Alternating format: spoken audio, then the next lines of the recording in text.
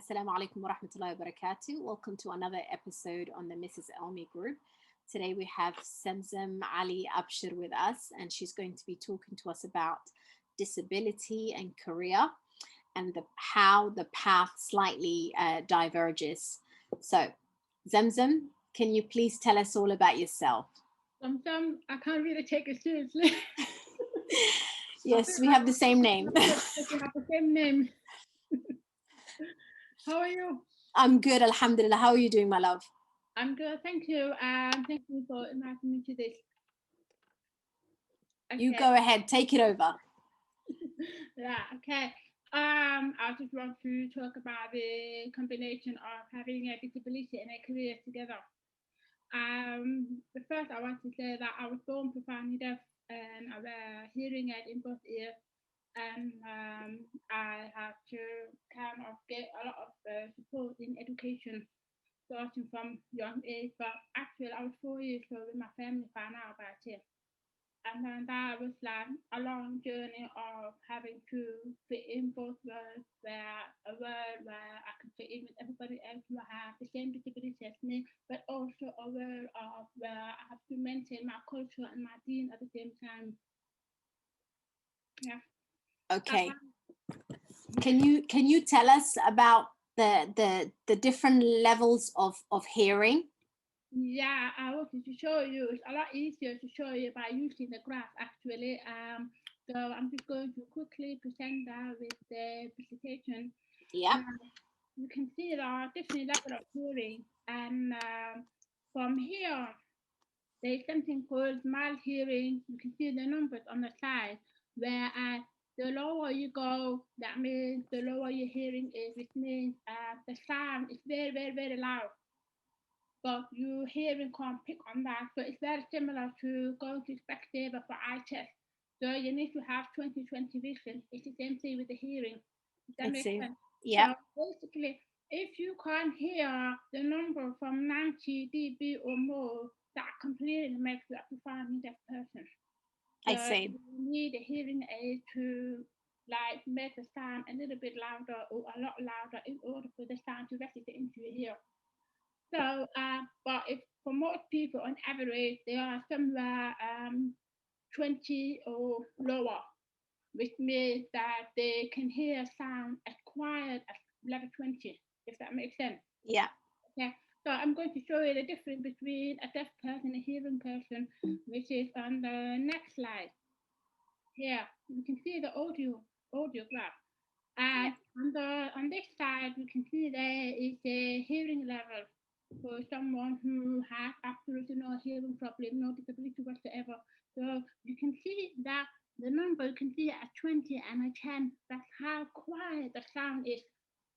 Yeah. As quiet as someone whispering. They can hear. You hear what they're saying. Does that make sense? Yeah. Whereas a person who is deaf, you can see where the sound all the way up here at 20, they can't hear it. And if you go further up at 40, they still can't hear it. At 70, 80, they still can't hear it.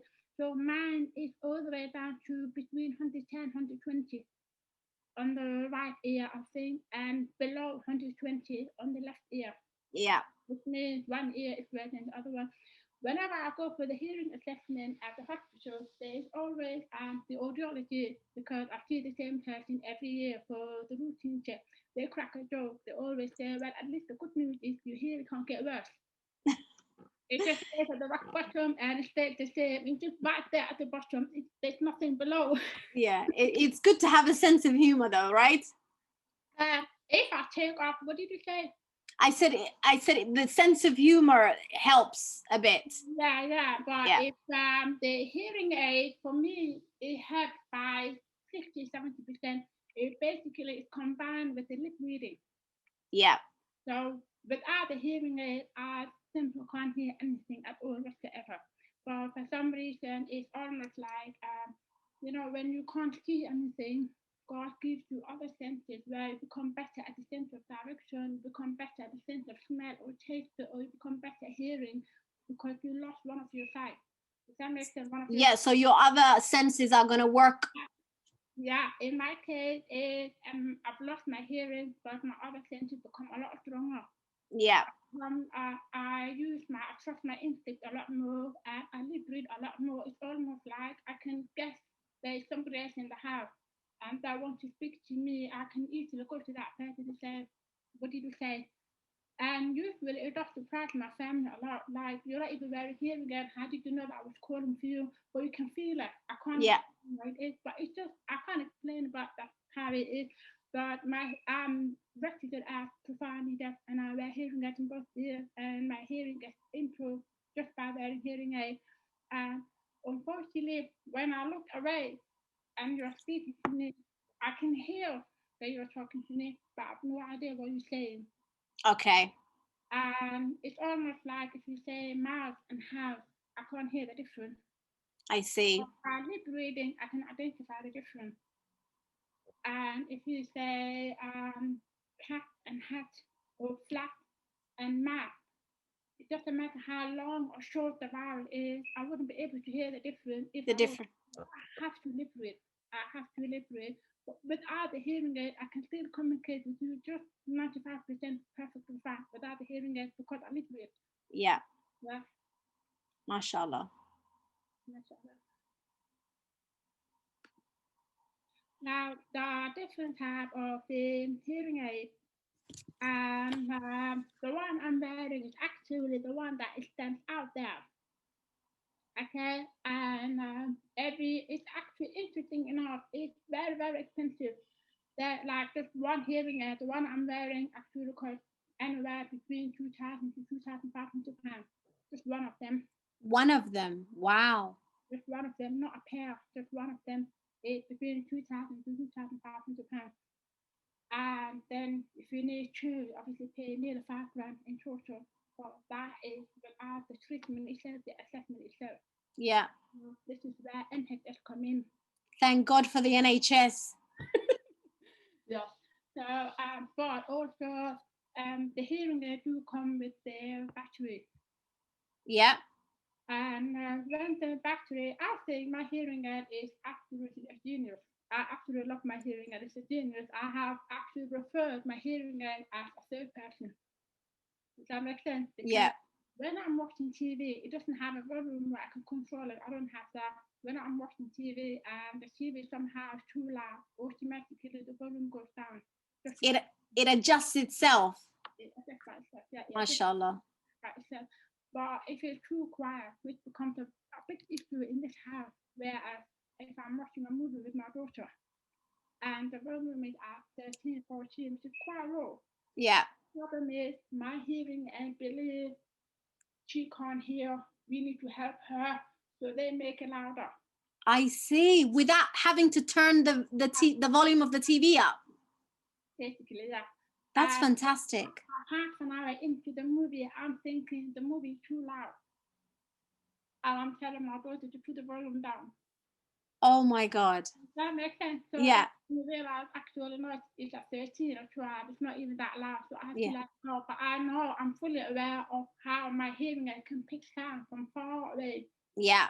So in many sense, I feel like it's amazing that I have this opportunity because if I'm home alone and the doorbell rings, even if the doorbell is very low, for some reason my hearing aid can pick on that because if it's my house, I recognize the sound. But if I'm in somebody else's house, I wouldn't know. I can hear something, but I have no idea what it is. You won't be able to tell what it is. Yeah. Yeah, so everybody else knows that it's a doorbell. Yeah. Yeah. Now that's very interesting. Like I said, thank God for the NHS. I'm telling you, because that is a shockingly expensive. Just the one. It is, yeah. But I think they let you have a new one if your old one is functioning fine. If your old one is fine, they probably change that small thing that goes inside the ear, this part. Yeah. They will change that one only, whereas the whole thing, they will keep it or they will put it on the system to adjust the level. Yeah. But usually you get a new one every 2 years. Okay. And if you, for whatever reason, break it or drop into the water or anything happen to it within 6 months of having it, then the NHS might have to talk to you about, well, you might have to pay your share for this. Oh, you would have to pay some amount towards it. Yeah. So it's different with younger kids because I know for a fact when I was growing up with the hearing aid, the amount of times I broke it is unbelievable. Wow. The amount of time that I will be playing with my sibling and take one of them off, leave it on the table, it will probably fall off from behind because I come from a big family. Yeah.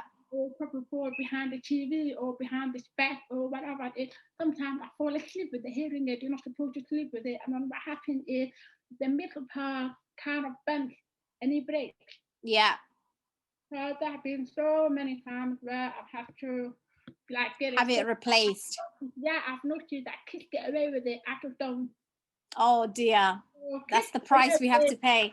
Yeah, my mom would always be like, she broke the hearing aid again, what can I do? And then we'll be told, no, it's fine, here's another one. We just adjust it, give us a week to sort it out for you. Wow. And after a week, I sorted out back in Denmark. But as I got older, they became a lot more tougher on me by saying, you know what, if you break it, you need to have it for at least a year. Yeah. Allowed to replace it. MashaAllah. Now, Zamzam, I know that you are an outstanding teacher online and you've tutored many students. You have your own company. Could you tell us a bit about your company, how it started, and how I know you're in high demand right now, and if you have any availability for, inshallah, maybe future students that might want to join you? Yeah, actually, before we start talking about the two things, I just want to talk about the education background I've got. Okay, yeah. Basically, I graduated with English language and sociology from Aston University in Birmingham. Yeah. And then after that, I did my master's degree in linguistics, which is scientific research of language. So when I came to Leicester in 2016, I came back into Leicester in 2015 actually, and by 2016, that's when I decided that I want to open a small tutor centre to support the kids. Yeah.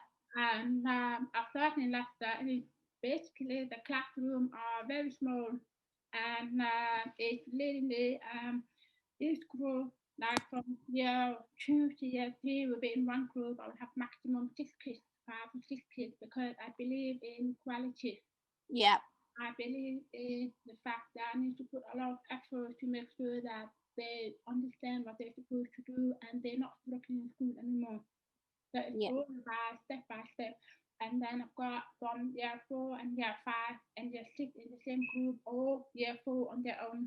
Yeah. It will still be maximum 5 to 6 kids, and that's how like one group will come in, they will stay here for an hour and a half or 2 hours, and then they will leave, the next group will come in. So that's how I used to do it. But the the hardest part about this tutor center is knowing that you're not doing it for the money. It's very easy to fall into the trap of having as many kids as you can in one classroom because you're going to have a lot of money coming in, and the kids are not going to get the exact support they need to have. Does that make sense? So it's very easy to fall into that trap. The temptation is always there, thinking like, I've got a waiting list of 15 people, so I might as well take them all in and get over and done within 2 hours. But I know that I won't be able to deliver provide the top quality of support. Yeah. So I make sure that they're doing past that papers. I make sure that they're doing past exam papers, and I also have like set up a personal lesson plan that work for each student because everybody understands things differently. So one worksheet may work on one kid but not on the other one. So that's right. I have to come up with something different with the other kid. Yeah, you have to differentiate. Yeah. Yeah, what I've done over the next couple of years after that was I've expanded to online teaching. And then it was only about exactly 1 year ago that I've launched my website. And I've had a friend to help me out to design the whole website, including a personal logo. So it was a lot the work I said, this is my website, it's my pride and joy, mashallah, it definitely. Yeah. But it's just the case of with online tutoring, it's more of on the case that's aimed at GCSE level for Yeah. English language and literature. And that one is mainly on one-to-one support. So I basically try to get the student to understand what the examination board are expecting from them, Yeah. rather than just answer the question for the sake of it. Like actually know what they want from you and know how to boost up your grade and then just focus on that. They don't need everything and all this extra stuff that comes with, they don't need it. They just need to narrow it down. It's just easy for us as a parent to fall into the how do I want to say the notion, the idea, they believe of buying as many books as possible to help the kids, and Yeah. that's not going to work. Yeah. So I can almost like I used to be guilty of it too back in the days when my daughter was younger. I used to buy, oh, this book might be good for her. I'm gonna grab it for her, and then she might do a couple of pages of that book, and then it stays on the shelf for another couple of years, and nobody's doing anything. And then I grab another book, and before you know it, you have over 20 books at home, and each one of them will only read a couple of pages. Yeah. So I'm trying to make the parent understand, don't fall into the trap of buying 15 books. Just buy one or two and stick to it. Yeah. And make sure that your daughter, your son actually finish that book. So you are teaching that kid two things. Number one, study. That's number one. Number two, finish what you started. Yeah. Does that make sense? Yeah. Because they didn't finish that and you're getting another one. You're not really teaching your child anything. Yeah.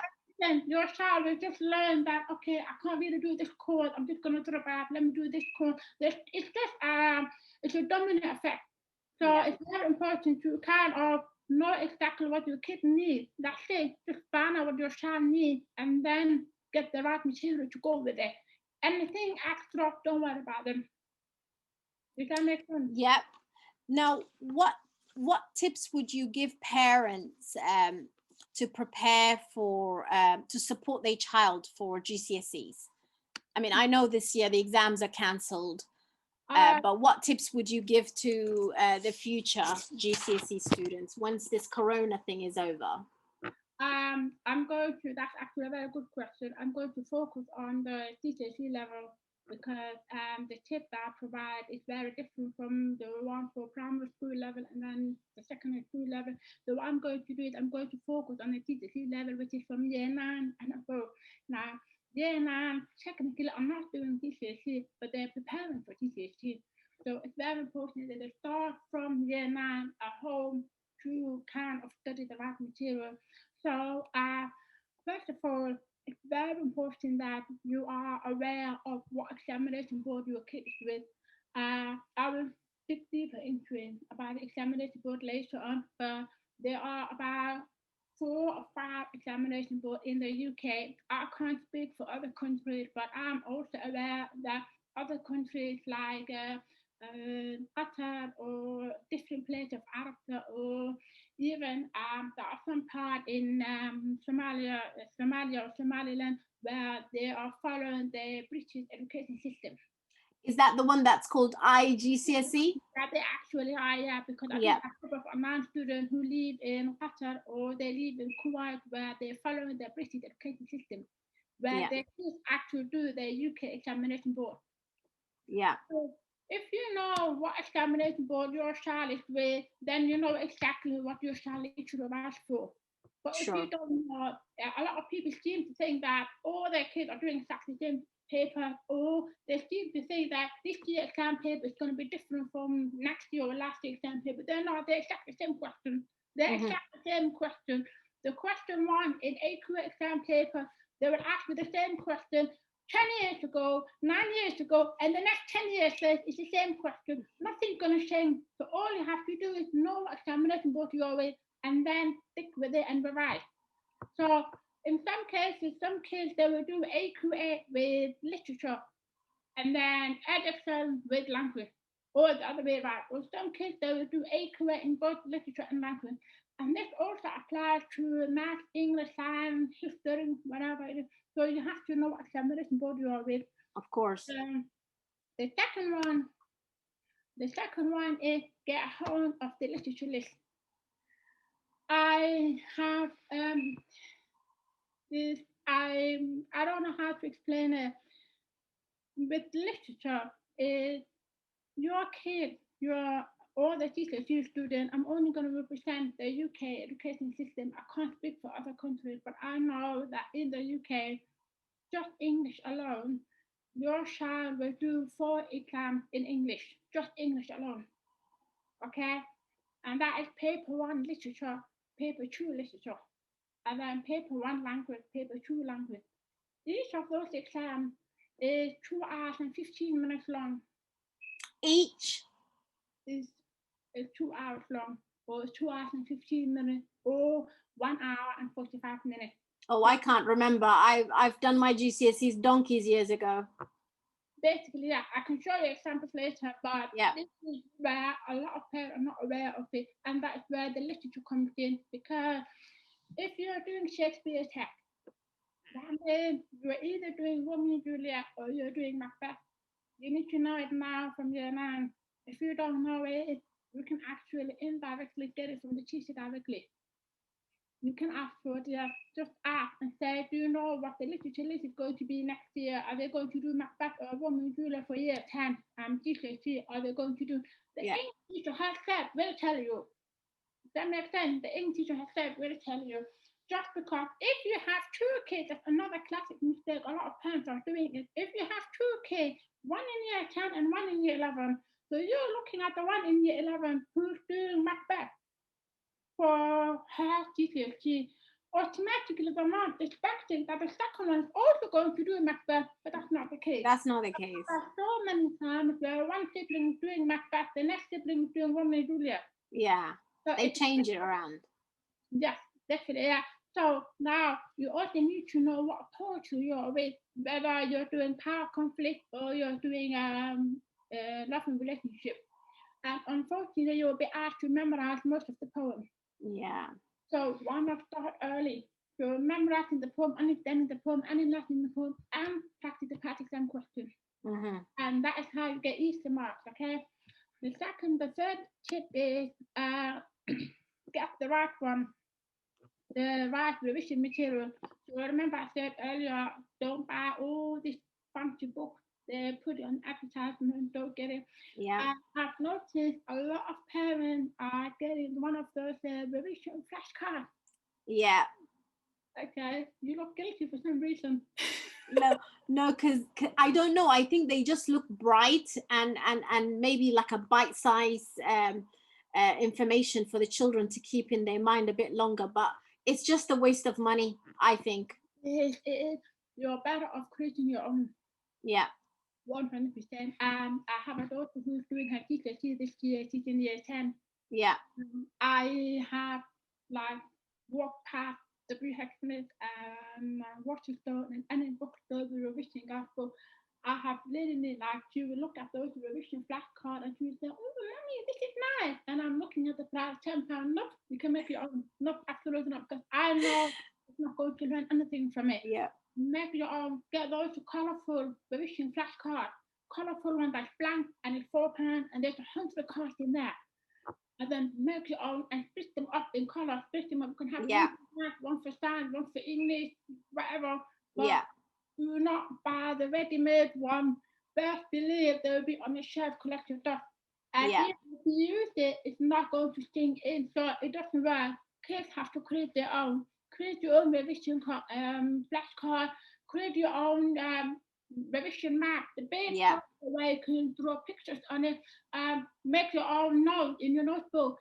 And anyway, it's easier for you to remember what you've written rather than memorizing what someone else has written. Yeah, absolutely. It's a very basic, simple thing that you have to stick to about. It's like spending extra money is not going to help.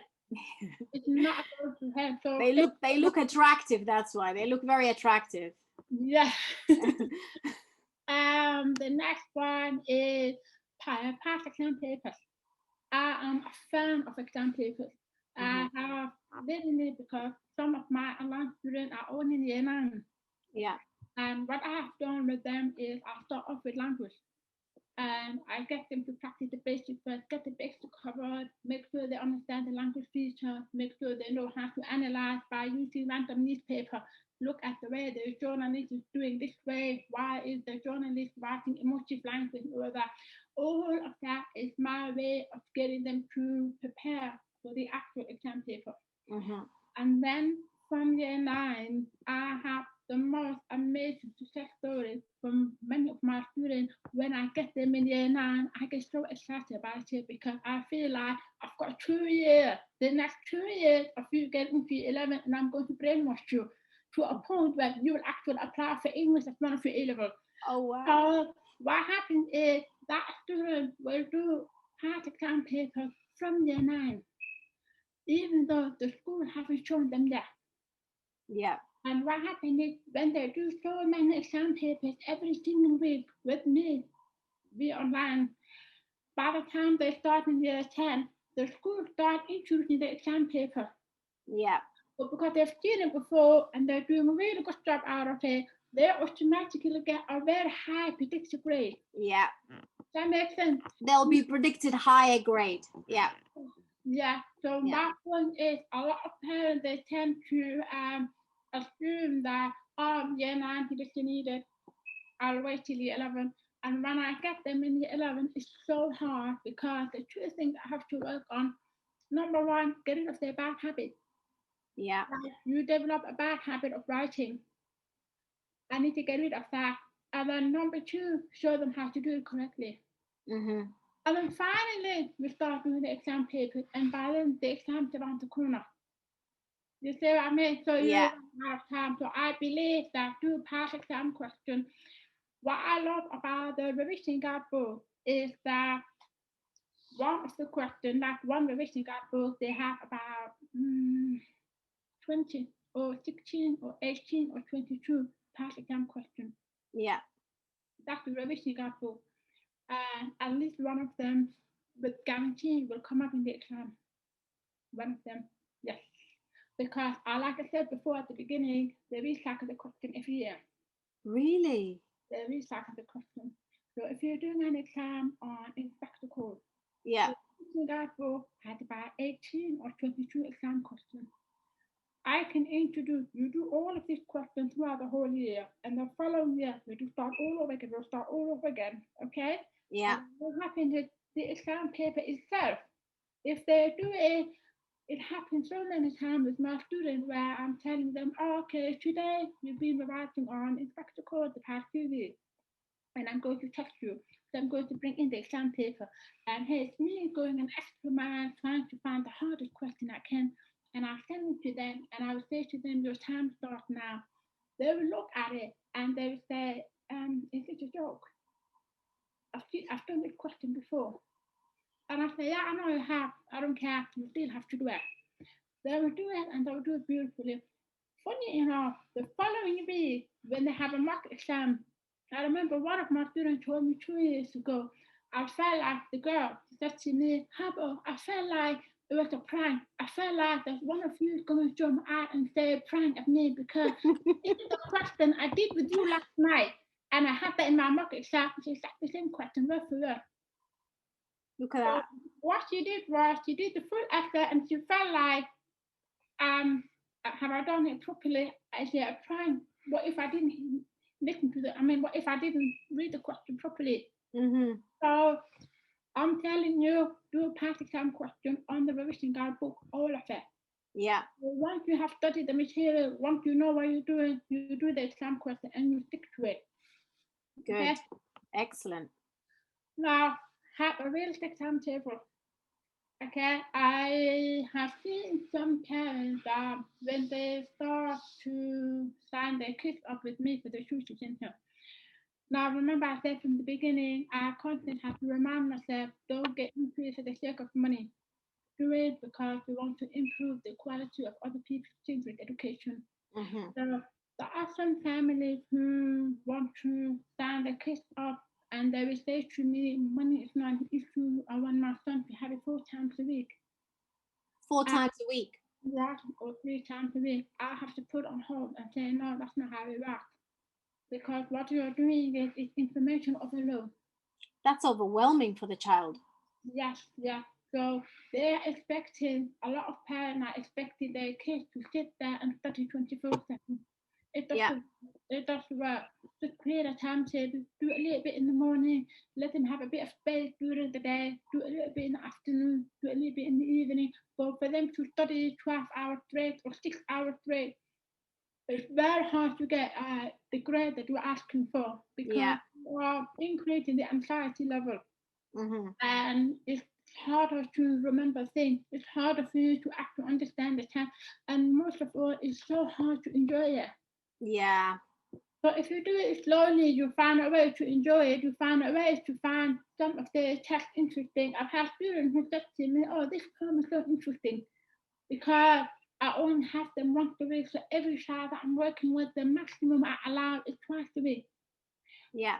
The only time they can go up to 3 times a week is when they already had once or twice a week the whole year and the exam is getting closer. They will ask 3 times a week, and that's only for 1 week or 2 weeks. Yeah. I will not allow anyone to say, okay, I want you 4 times a week for 2 years. Oh my God. No, it's not going to work. It's information overload. Just have a realistic timetable and start early. Don't wait for year 11. Don't wait for year 10. Start from year 8 if you have to. Yeah. Depends on the child. It depends on the child. Like, you have to assess and know your child and what they can handle. Yeah, definitely. Yeah. These are the best tips I've got so far. Yeah, they're brilliant.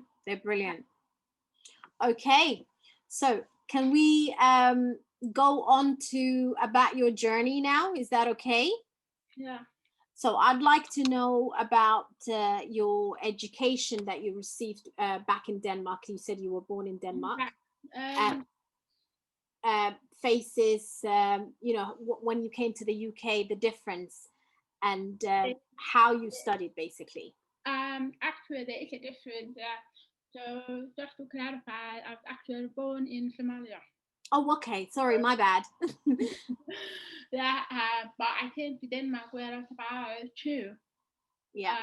Around 2, either 2 or 3 or 1 and 2. My family's still arguing about it. Like what age? So you were almost born there, almost. My family, I joined my family. My family came. Yeah. To Denmark before me, but the age I came to Denmark, nobody could agree on it. But it's fine. At least my birthday is real. At least. Alhamdulillah. It's not the 1st of January, is it, by any chance? What? Just my birthday. I'm only joking. Go on. At least. But when I came to Denmark, just to clarify, my family did not know that I was born deaf. Yeah. They knew there was something different about me. They knew there was not something that was not right, but they didn't know what it was. So by the time I turned 4, around 4, that's when my mom took me to the doctor. And that is how they got to the conclusion that I was born profoundly deaf, and it's just been that from birth. Yeah. So I got the hearing aid when I was 4, and then from the age of 4, that is when it's interesting enough. From what my mom has told me was, she was given the advice to learn the sign language in Danish. Yeah. So she did try. She did, and she asked my mom to do the full alphabet in Danish sign language. She would do it beautifully. Yeah. And at a certain moment where I can catch my mom actually use the Danish sign language when she's talking to me, just 1 or 2 words. Like she would talk for 5 minutes, and then 1 or 2 words of sign language will step in. Yeah. I can see that, but I became fluent in Danish sign language from the age of 4 and 5. So in Denmark, from the age of 4 and 5, I started between 4 and 5. 4 and 5, yeah. I started school when I was 5. And before that, I went to nursery, but a couple of times a week, I was taken to that place where I could mix with other deaf children. Yeah. That is how I picked on sign language very quickly. And then when I started school, I went to a normal mainstream school. But the class I was in was just deaf people there. So the thing about deaf students is most of us don't have problem with learning ability. Most of us don't have that, but the language is blocking us from it. So that school have created a system where they say, all subjects, math, English, science, Danish, history, geography, whatever, has to be taught in sign language. The entire timetable. Yeah, so the entire lesson will be in sign language. So the teacher will come in to say, for example, if I have a math lesson and we have to learn about certain equations, that will be done in sign language. Yeah. So he will write on the board and he will teach us in Danish sign language. We'll be communicating to the entire class. It's only 8 kids. We're all sitting like this, like horseshoe style. Yeah. Where everyone can see each other. So very intimate. Yes. So everything, all the communication, everything is in proper sign language. So the teacher will talk and explain things in math, then it will be done in sign language. And that was it from reception all the way up to year 8. Okay. Then I think I was about 14, 15 when I came to the UK. So I already spent about 8, 9 years of my education of being in a classroom where everybody else was just like me. And I had like unlimited access to all the academic material, all the learning and everything because it was just in sign language. Yeah. Everything was in sign language, so I had no issues with it. But the downside was when you spend 6 to 7 hours a day with these people, you somewhat grow apart from your own culture. Yeah. Because none of them are from the same culture as me. None of them, I mean, most of them, I probably have 1 or 2 Muslims in that class. Yeah. Most of them don't practice the same faith as me. So obviously, the moment it's weekend in my head, I'm thinking, I can't wait to get back to them. So it basically has made me detach myself from my family and the culture that I'm supposed to be your in. Community. Everything has made me like completely detached from that because I realized that's not my world. This is my life. This is my world. Like I live for this.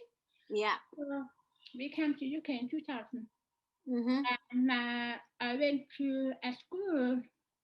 Now I'm fully aware that UK do have similar system, but the system that was available to me in Leicester was a mainstream school, but I will have an extra support where the lady will sit next to me. She will make sure that I understand what the teacher is saying, and then she will take notes. Like a scribe. Yeah, basically an extra support, but I didn't know British Sign Language at that time. Okay. And there was no sign language support. And I remember thinking, they said to me, yeah, you need to sit on the front row, the front line, you need to sit there, and you have to lip read. So it's hard. It's hard. I'm not going to lie. It's hard. There have been a few times where me being 15 and 16, even starting college in Leicester, I've had emotional breakdown because it's just so much effort to having to lip read, and then you've got somebody at the back of the classroom putting their hands up, and they have to say something, have to turn around and lip read them. It's so much effort. It's a lot. Yeah. I I don't know. I feel like I'm not 100% fan of that system. Yeah. I'm not 100% fan of it, but at the same time, I can see that it has made me connect more with the hearing world. But then it also made you stand out, didn't it? Did you feel like you stood out from everyone else? I did. In that school, 100% I did. But at the same time, it has also pushed me to communicate with hearing people a lot more. Yeah. Because you have to remember that I spent the first 8, 9 years of my life not really putting effort in with our people. Yeah. Because I felt like it was too much effort. Yeah. Makes sense. Whereas with other deaf people, I felt I have a lot more in common with them. But when I started the mainstream school, I was forced to communicate with everybody equally. Yeah. And that it has allowed me. I mean, I'm grateful for that opportunity. I am, but at the same time, looking back on it, I don't know if everybody can survive this. It has to be a very strong person to be able to handle it. Because I remember being in year 11. It's very it's not even a big deal. But I remember being in year 11, I was in that school for about 6 months. Keep in mind, I did not speak English until I came to this country, not a word in English. So that is me having to learn the language from the scratch, and also my hearing disability. Yeah. So 6 months into it, I remember we had to line up in assembly. Nothing happened. Everything was fine. It was spring, I think it was April or something. It was right after Easter holiday. We all had to line up in assembly. And I don't know what happened, but the head teacher is doing a presentation about something. Yeah. And obviously, there are about 5 groups of year 11, which means there's about 200 students in total. Yeah. Year 11. Everybody understood. Some are laughing, some are clapping, some are cheering for what he's saying. And I'm the only one just standing there not knowing anything, not understanding anything. And that's the moment I literally had a mental breakdown. Literally in the middle of the school ground, I had a emotional mental breakdown. I could not put into words what was going on. I could not explain why I was upset, why I was not, I couldn't even stand properly. And then I remember my mom being called in to the meeting and Yeah. pick me up. The only thing I could say was it's too much. I'm tired. But it was the effort of having to live this. So looking back on it, I'm not sure if this kind of education system is cut out for everyone. Yeah. But at the same time, I do understand why they're doing it. But I think in my case, it was two things I had to struggle with: the barrier of being a deaf person in that school, but also English being my third or fourth language. Yeah. So it was two things. But I think after that, it just kind of went from spring to spring. And then I left the year 11 with very, very good GCSE results. Alhamdulillah. Like, alhamdulillah, alhamdulillah, it's like my writing was better than my old examination. So I have to put a lot. I knew I was struggling with the presentation. I knew I was struggling with a lot because of Yeah. my language barrier.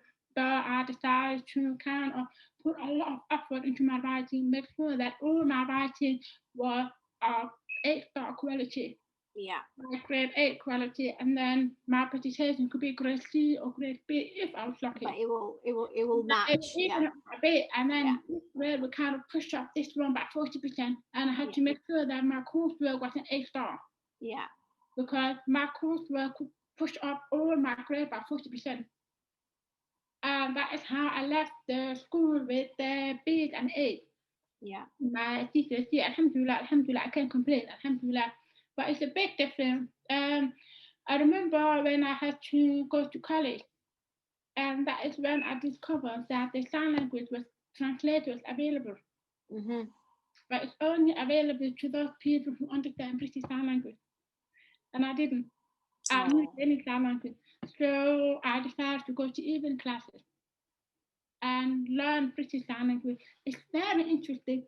Some people they learn the sign language because they're interested in the language. But I decided to learn it because I want to have a British Sign Language translator in my education system. So I took evening classes for a whole year to learn British Sign Language. And I passed the exam for that one. And then when I had to do my A level, that is when I asked for a sign language translation. And I had it. Well, that shows the length that you would go to get what you want. So kudos to you, girl. MashaAllah. Alhamdulillah, alhamdulillah. And when I went to the university, I Yeah. asked for a translator. Yeah. I had the same one for 4 years. She would translate everything. No, I had a few translators Yeah. in my uni year. At the beginning, the first few months, I had one lady, and I thought she was really good, but she was only with me for a week. And then another person came. I didn't even like her. So I went back to the disability service and I said to them, I don't want this person. They brought me another one. And I said, no, I don't want this person either. So they kept on bringing me a few more. And I still wasn't happy with it because I felt like with some translators, they are very selective. In what they translate.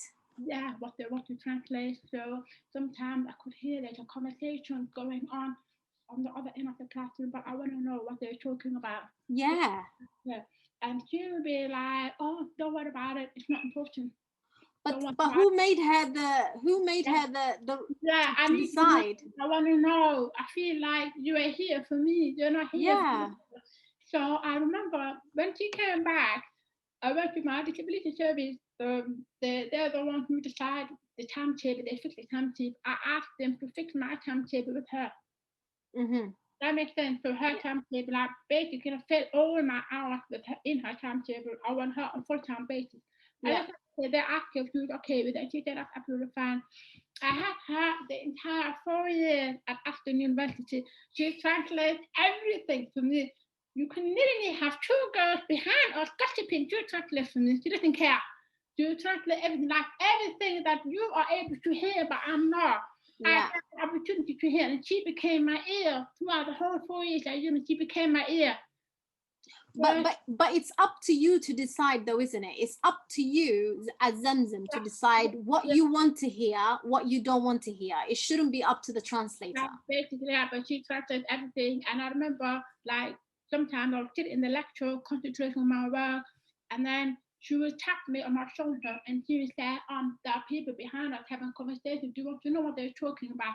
Then it's up to me if I want to know. And I'll be like, no, it's not important. Maybe it's not important. Don't worry about it.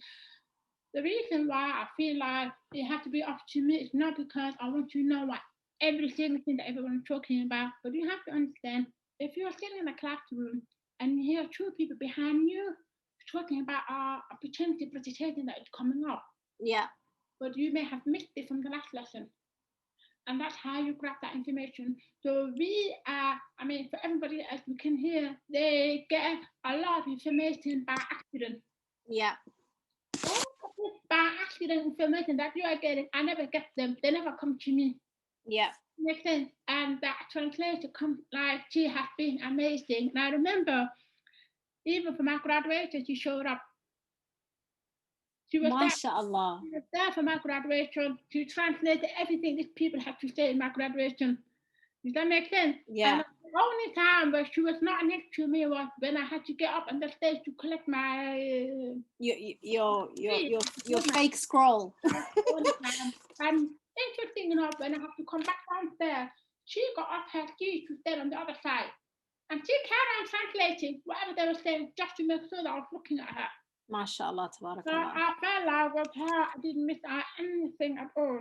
No, she's someone who clearly took the job seriously and did it to the best of her ability, and she didn't want you missing out on anything, even if it's gossiping, even if it's just two people talking about anything. But at the end of the day, the choice has to be yours. You decide what you want to hear and what you don't want to hear. Yeah, I agree. Yeah, absolutely. Yeah, but I think she was amazing 100%. And like I can say there's a few translators throughout my A level, throughout my university degree. I probably have been through about 10 different translators. Not because I handpicked them, not because I refused to have them, but one of them called in sick and I get a cover. I probably have gone through so many, so I missed so many of them, but I can definitely say they in my A levels, when I was doing my A levels in English and psychology, this particular one was right there all the time, even at lunchtime and break time, she was chill with me. Yeah. And when my friends are talking, I can understand what my friends are saying. I have a normal conversation with them, but sometimes when I miss that information, my eyes kind of scan over her and she translates it for me. Look at that. Oh my God. Yeah. It's been amazing. She's in Nottingham actually, but it's like those certain translations where I feel like I don't think I'll be able to get this qualification if they were not there. Yeah. I don't think I'll be able to sit here and say I have this business, I have my degree, I have my master. If they were not there, I wouldn't be able to say all that. No, you have the right to experience what everyone else is experiencing, in those lecture halls. So yeah. Now I wanted to go back onto like our topic with this disability, and ask you about what has your not your experience, but how do you perceive how people respond to disability? Now this could be people that you might have gone to school with, maybe your neighbors, friends. How do people perceive disability as a whole? That question actually is hard because sometimes I've been You're asked. gonna have to be honest here, Zamzam. So Yeah, it's fine. yeah. No, it's okay. I've been asked that question many times, and sometimes I've noticed that I feel like in order for me to answer the question, I feel like I have to be polite because I don't want to offend people. No, but you're not offending anyone here. I feel when people ask me that question, I feel like I don't want to offend anyone, so I'm just going to say, yeah, I've spoken a little bit, but it is what it is. But that I have to say, some of the weirdest experience I've had when I was growing up is starting from young age. I remember when I was 10, I used to play outside with this particular Somali girl. And in Denmark, it's not like UK. Denmark, you can play outside with so much freedom. They live on the age of 5. We can be in the playground unsupervised. So I remember this particular girl who did not live in my block area, but she lived a bit further away, but she used to come to my side and we used to play together a lot with my age. And I remember coming, I just met her and I was so happy that I've got my new best friend that I can play with every day after school. So a couple of weeks later, she stopped showing up. Bear in mind, you're 10, you don't take it personal, you just find a new friend. But how I lost her, I think that was the first step towards me realizing how different I am. But And do, based on how people perceive me, that's when but we realized. Basically, she said, I met her, she did stop coming, and then after a while, I saw her again. I remember speaking to her, and then she said to me, "Oh, I'm not allowed to play with you because you've got a hearing problem, you've got that thing in your ear, and my mom thinks it can pass on to me." And that is me being 9 and 10.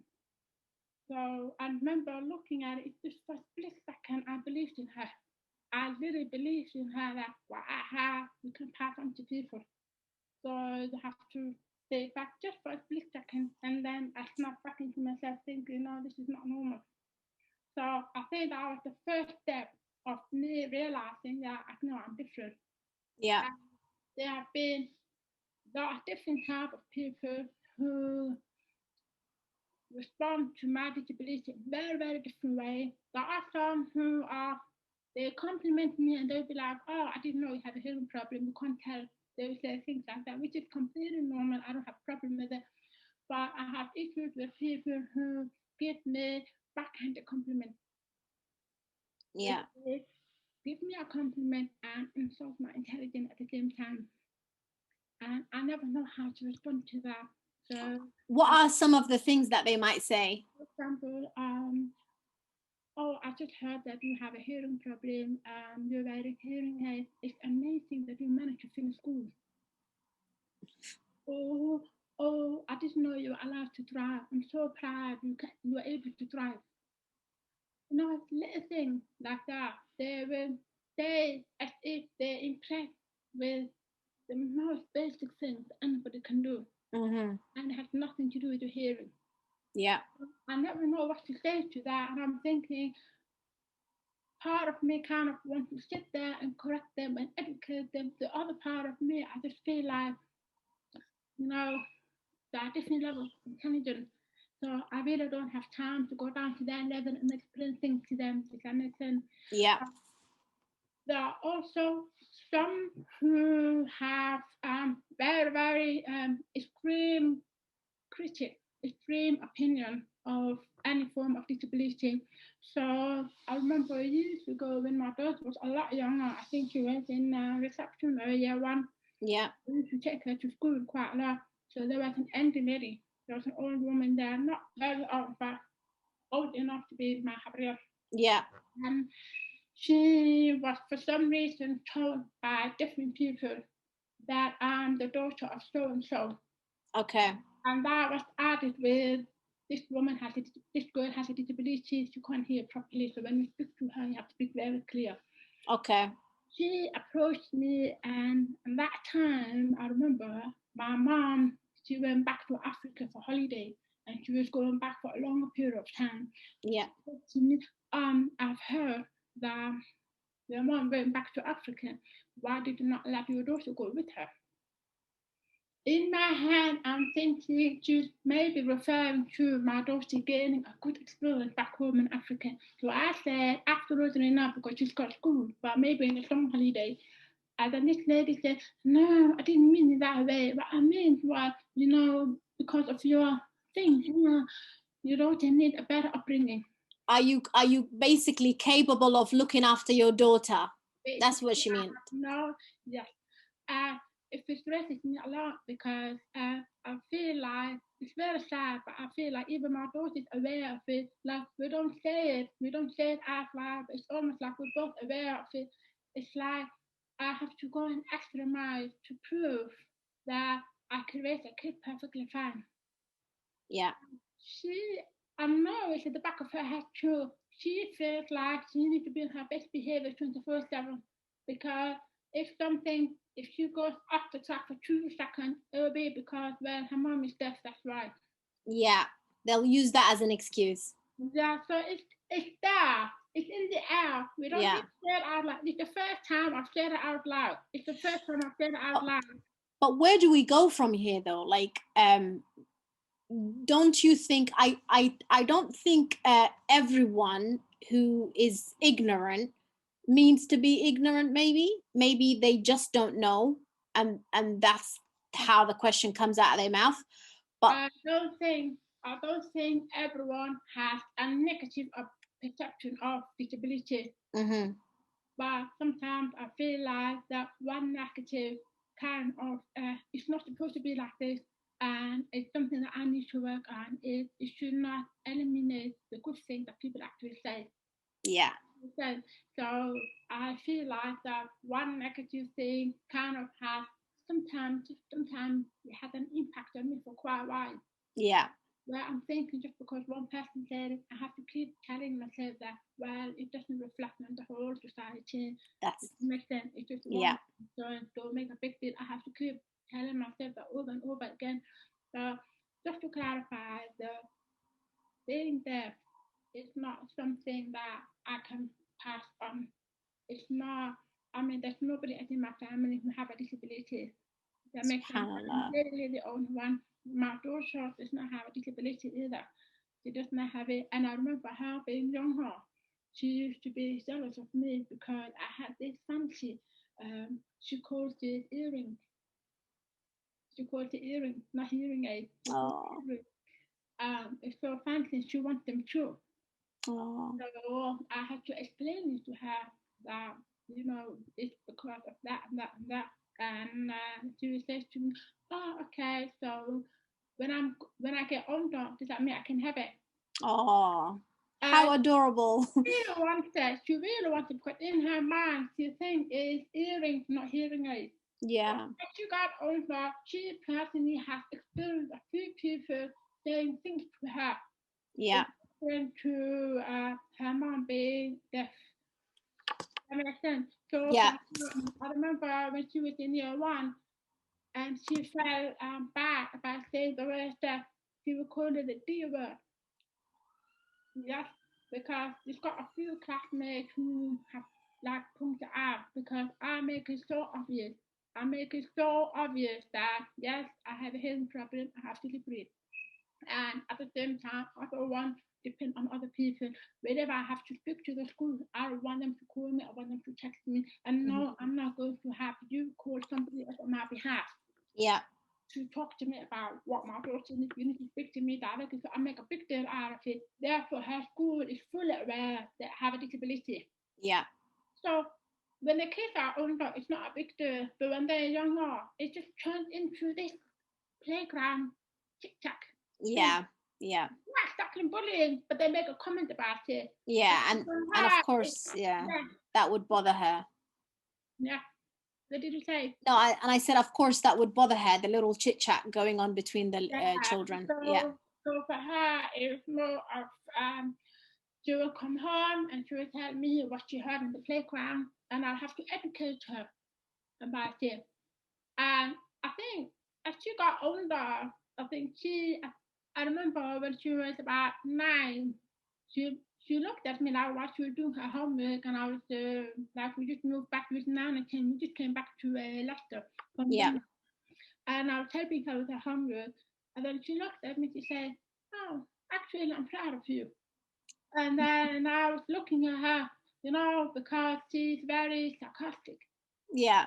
So I thought it's just her being in the mood to make fun of me. Yeah. I said to her, "No, I'm broke, I don't have money." And then she said, no, I mean, like, everybody can say whatever they want about you, but you can still finish uni, you can still do your master. You just don't care what people think of us. That's right. And I think it was that her epic moment. Yeah. Like, I don't care what people say, it's just me and my mom against the world. Yeah. So whatever people say something, most of the time, I don't think she tells me anything anymore. She's not really fussy about it. When people say something to her about my disability, she's not bothered. Because in her hand, she doesn't make a big deal out of it. And here's the thing, this year she's learning British Sign Language. Oh, is she? MashaAllah. Now this year she's learning British Sign Language. It's her account. Like I told her, if you want to learn another language, these are the options you can go for. So she's already doing French for her teacher. She's taking it very seriously, where she's reading the French book, and she goes on YouTube where they speak in French, and she wants wow. So she takes it, and like another language, she takes it very seriously. This year she's learning British Sign Language. So that's MashaAllah, tabarakallah. 2021, inshallah. MashaAllah, tabarakallah. MashaAllah, tabarakallah. I just wanted you to tell us about your reflections, but before that first, do you mind if we go back to like full view on here? Obviously, I know you're very like a strong person, you're a very strong-minded person, but there has to be also a drive that always tells you, you're just like everyone else. Yes, you do have a disability, but don't let that be, to stop you from, aiming higher or reaching higher. And I remember, I think you told me that one of the driving force for you was your mother. Could you tell us a little bit about your mother, please? My mom is wow, she's very good, mashallah. And sometimes when you are in a situation where you don't know what to do, my mom, in her mind, thinks she did the best she could with what she had. But I don't believe it. I believe she exceeded the expectation. Of the effort she put in, because of how she ignored everybody around her, and she mainly focused on what was good for all of her children equally. What I love about my mom was in terms of discipline. She ranked discipline very, very high, which means all of us were disciplined equally. Well, there is no difference between myself or one of my brothers.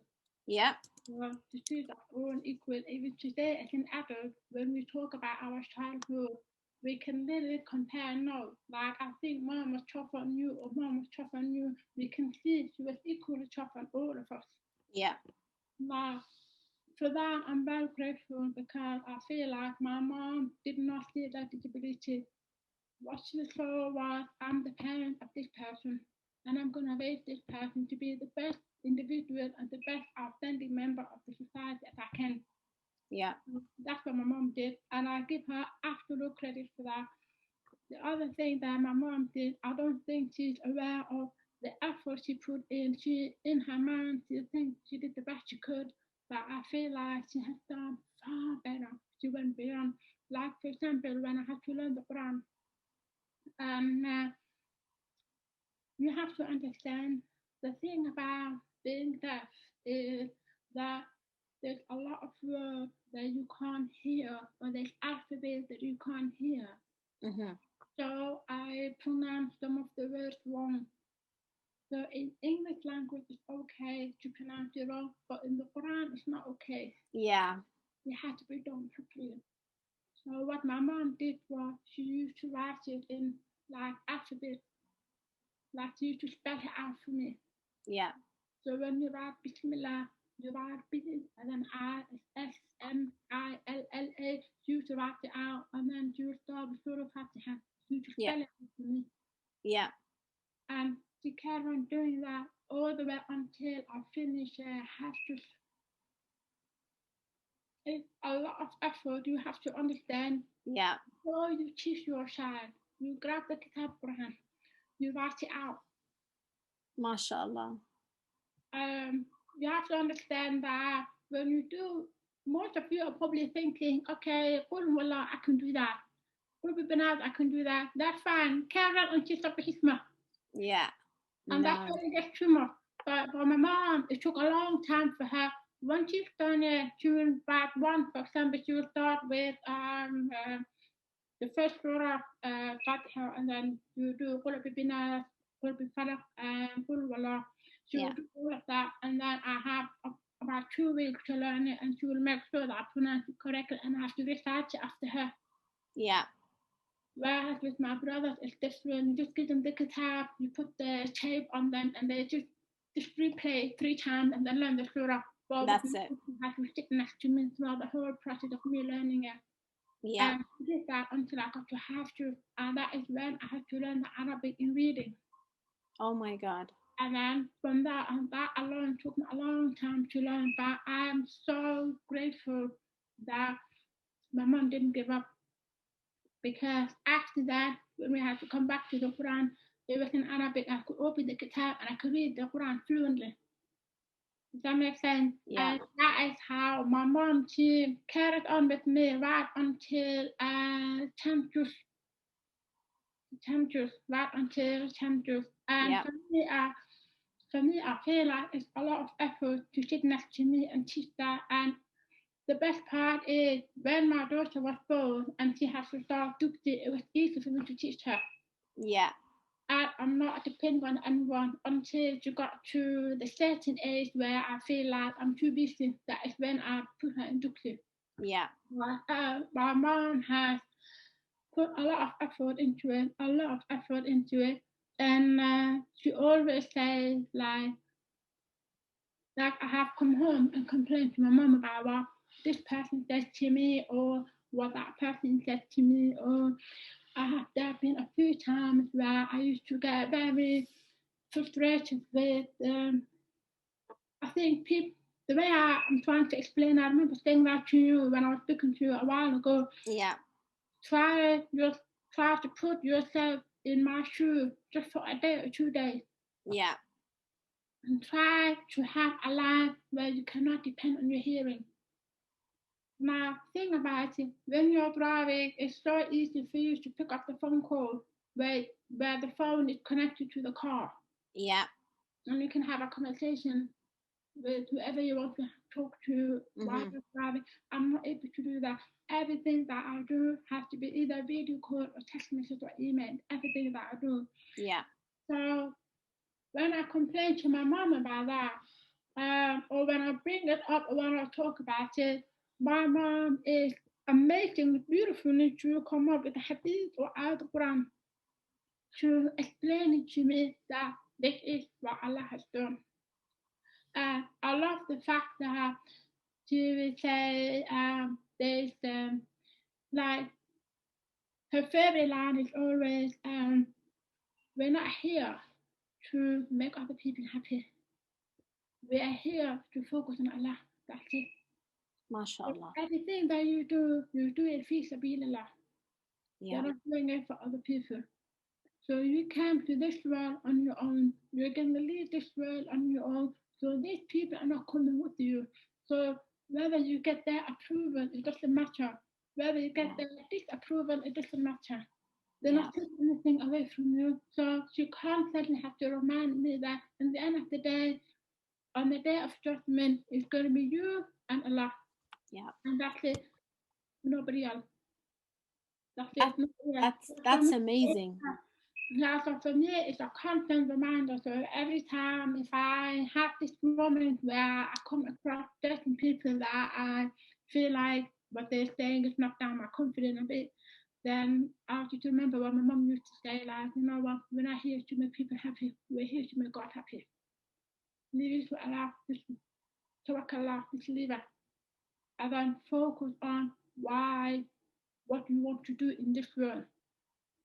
Focus on just work on yourself, work on your family, work on your children. You don't need to worry about other people around. You don't need to worry about that. So I feel like with my mom is, I know she's been tested a lot.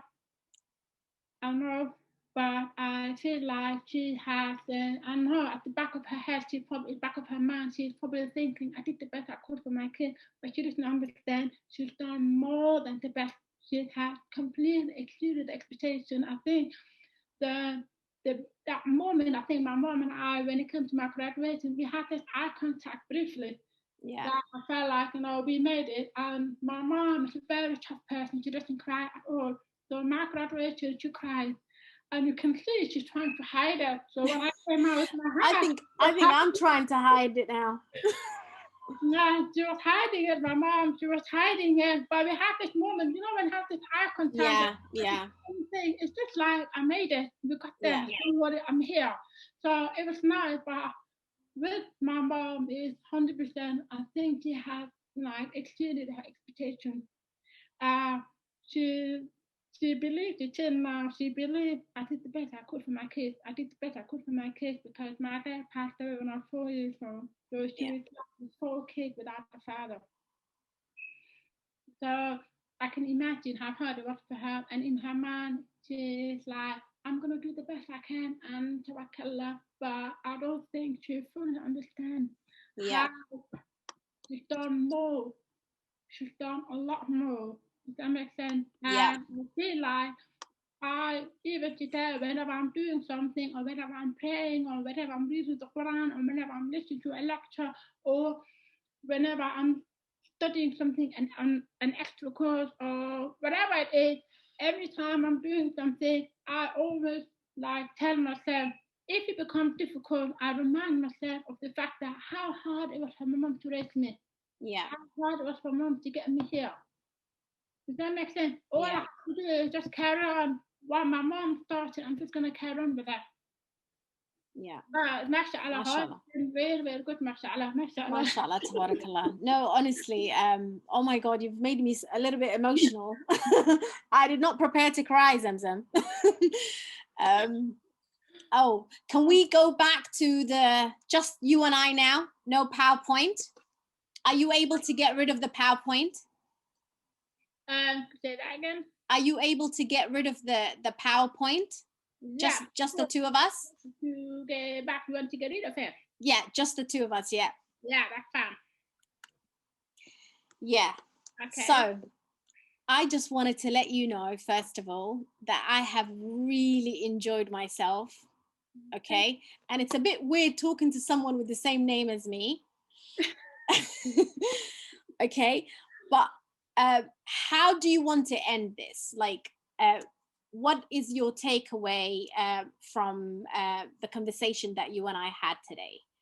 What's one thing that you want to leave for our viewers to remember and to be aware of the next time that they either have a conversation with a person with a disability, how they should address them? Should they directly ask those questions rather than, feeling a bit awkward? There's two things that I'm hoping that people can take away from that is the first one is I want to look at the parents who have kids with disabilities. I want them to know that even though you're trying your hardest, I want them to know that one day your child is going to be sitting here and your child, your daughter, your son will say the same thing as I'm saying, that I don't think your daughter or your son will say my parents did the best they could. I think they will say my parents exceeded expectation. So I feel like those parents who have kids with disabilities, please don't look at the disability, look at the ability, and then maximize their potential with their ability, with what they're capable of, maximize with that. And I feel like that every path is different. So my path, I'm fully aware that my path is different. Your child's path is also going to be different. So you just have to look at their ability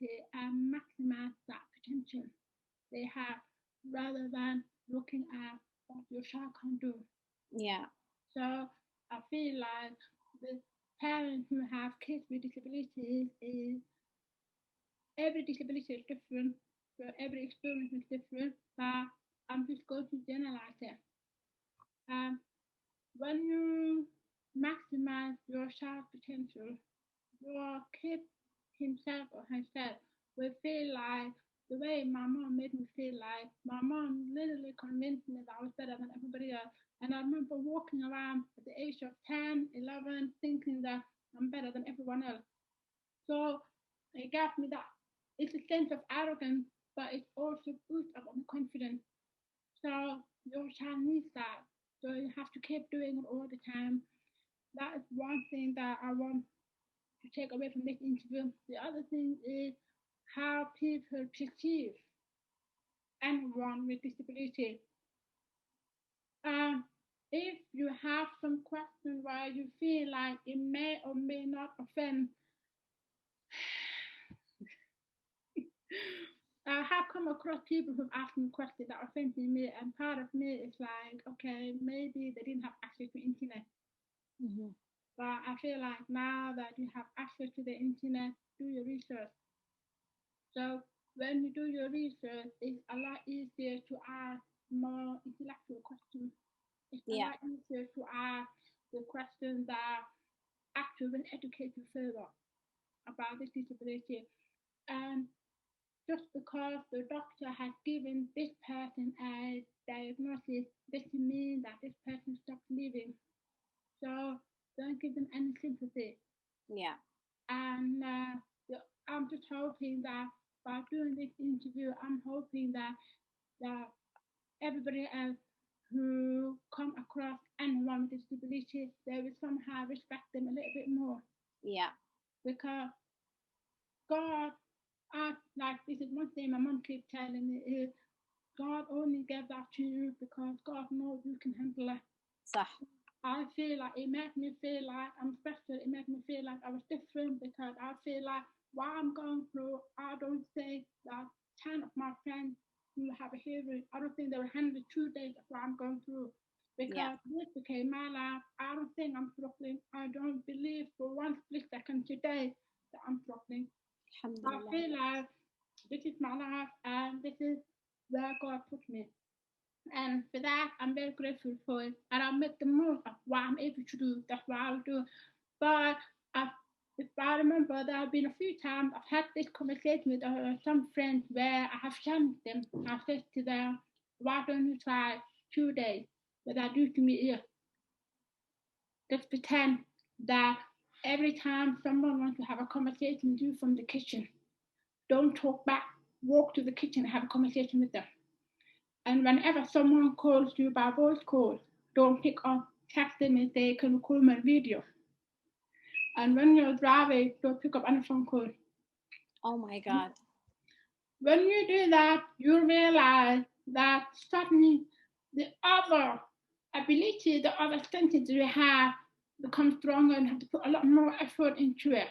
Yeah. So I feel like that the people with disability, I'm telling you right now, we don't want sympathy. 100%, we don't want sympathy. Don't feel sorry for us. God gave us this disability because God has faith in us to be able to handle it. God did not give it to you, God gave it to me. So for that, I'm grateful that position. I'm 100% grateful, and that's one important thing that I want everybody to take away from that interview. Jazakallah khair. Thank you so much, Habibti. You know, and once this lockdown is over, I'm coming to Leicester to camp at your house, inshallah. Yeah, definitely. I have to come. I'm looking forward to seeing you, inshallah. Okay. Inshallah. Inshallah, Habibti. Thank you so much for all the tips that you have given us and the insight of, you know, how considerate we should be and no more feeling sorry for anyone with disability. And for us to be also be mindful of, you know, what questions we ask, inshallah. So Jazakallah khair. If anybody wants to get in touch with you with regards to your tuition and the support and advice that you give to parents regarding the GCSEs and A levels, how can they reach you, inshallah? And normally, people contact me on because I've got all the social media accounts. Yeah. So I've got all the Snapchat, I've got Facebook and Instagram, and I even have the website. So all my social media I've connected to my website anyway, and all of it will be on social media anyway. So yeah, I think the quickest way to you can contact me whichever way they find it easiest. But yeah. Okay, so once this interview is up and available in the group, inshallah, I will be posting all of those details right beneath for everyone to reach out to you. Thank you so much. Okay, thank you. You're welcome, Habibti. Jazakallah khair. Assalamu alaikum. Wa alaikum salam.